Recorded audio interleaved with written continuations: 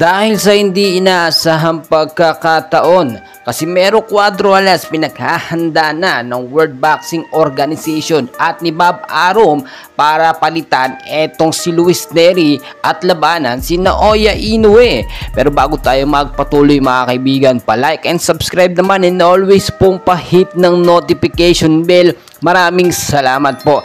Well mga kaibigan, eto nga pong dalawang boksingero na ito, Luis Nery at Naoya Inoue, ay magkakaroon ng big fight sa nalapit nga po na Mayo 6, 2024. At ayon sa ating nakuhang report, etong si Luis Nery ay sumasagad nga po sa kanyang training at ensayo.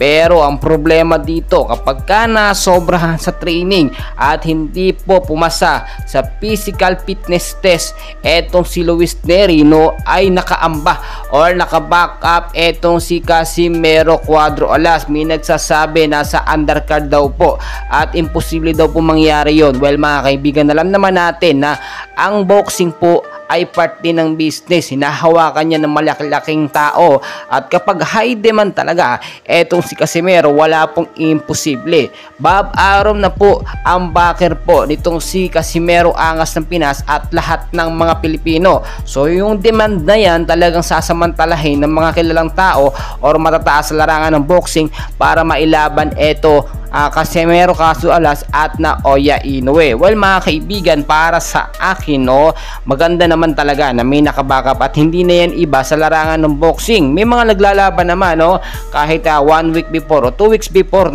nagka-problema. Meron pong bigla ang pumapalit doon sa boksingero na pasok sa category. Alam naman natin pasok din sa category. Ito nga pong si Casimero Cuadro Alas, yung labanan niya itong si Inoue. At noon pa man sinabi ni Inoue na sa pang top 3 na boksingero na gusto niyang makalaban.